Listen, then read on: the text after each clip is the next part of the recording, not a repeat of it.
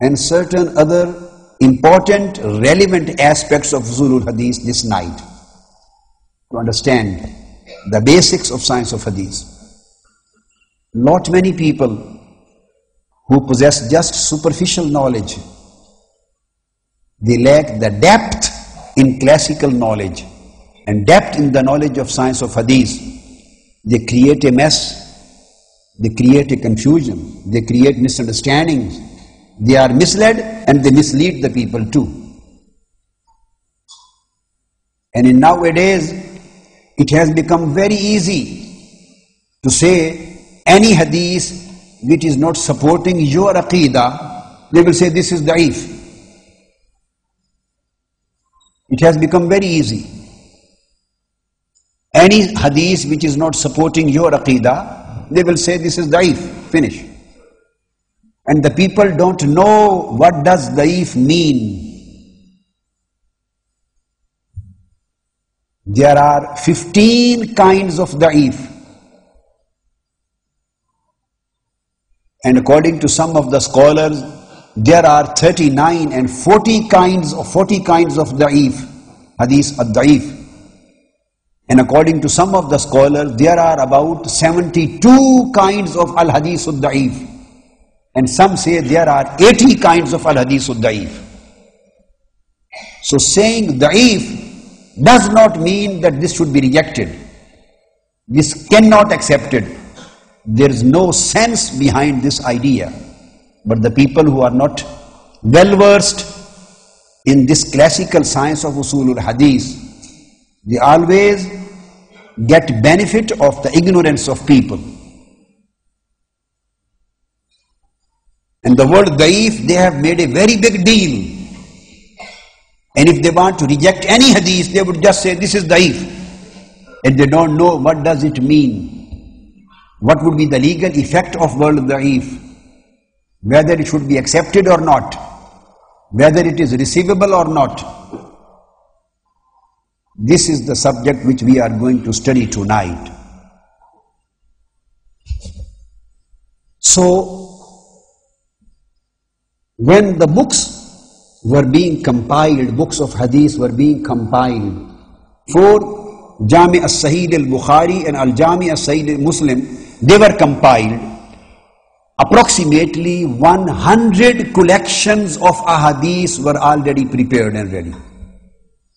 Before Jami' as-Sahih al-Bukhari, the people say that we don't accept hadith, we don't rely on hadith, we just rely on Quran. This is one of the greatest fitna, misleading and misguiding fitna in deen.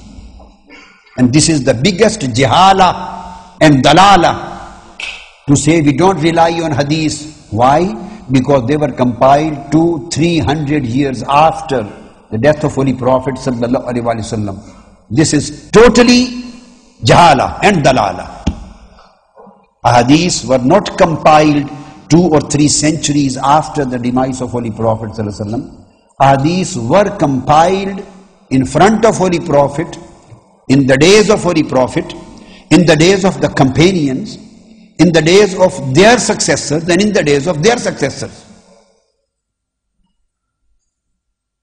Al-Bukhari and Al-Muslim or As-Sihah Sitta doesn't mean, this term doesn't mean that they were the first books of hadith or the first collections or compilations of hadith which appeared in the history of Islam. No. Approximately 100 collections of hadith were already existing when Imam Bukhari compiled his book and Imam Muslim compiled his Sahih. 100 books of ahadith and collections, written manuscripts, they were already existing before Bukhari and Muslim. So these were the books which were filling the gap. There was no gap and there was never any gap between the period of Holy Prophet and the period of Bukhari and Muslim in compilation of hadith. At the same time, when hadith was being compiled, the science of isnad, the science of jarh ta'deel, the science of scrutinization of the chains of transmitters, and the science of criticism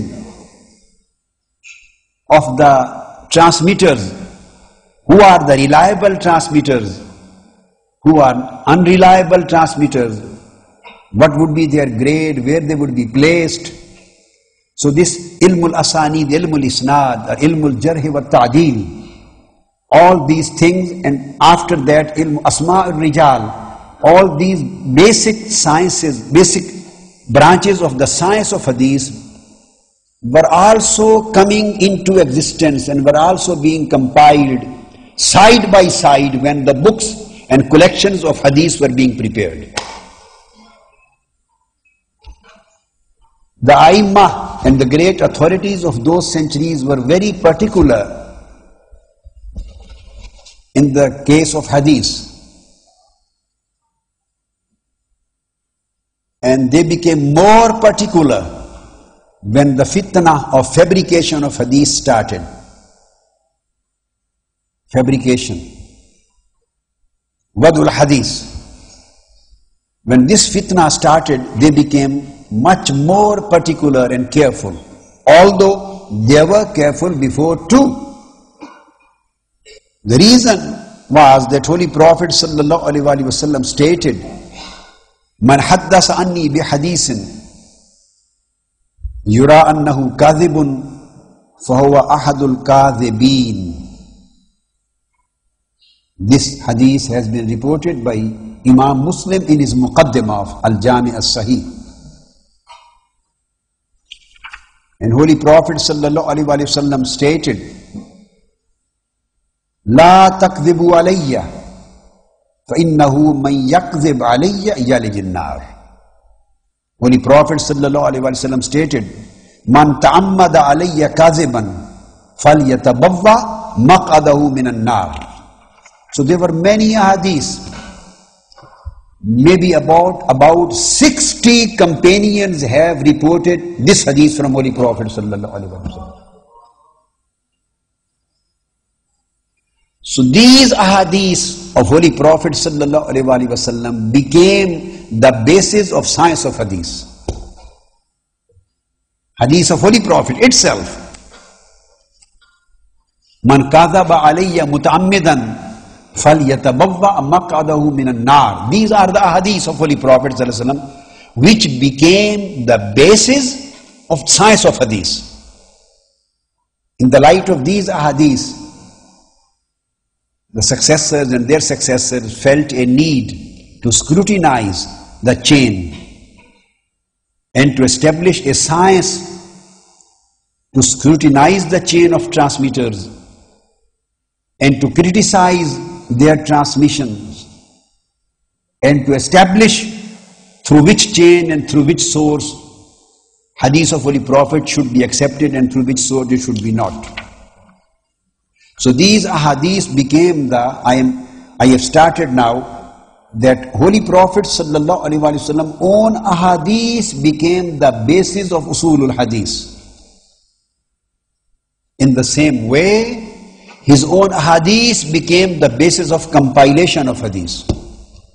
If you read Kitabul Ilm of Al-Jami' As-Sahih lil-Bukhari, Kitabul Ilm, Imam Bukhari has quoted many ahadith, and Imam Muslim has also quoted many ahadith, whereby Holy Prophet sallallahu alaihi wasallam commanded to write down his hadith. Or sometimes he asked the companions to write a particular hadith or his particular statements or speech which he delivered in a particular meeting for certain people. Uktubu li Abi Shah.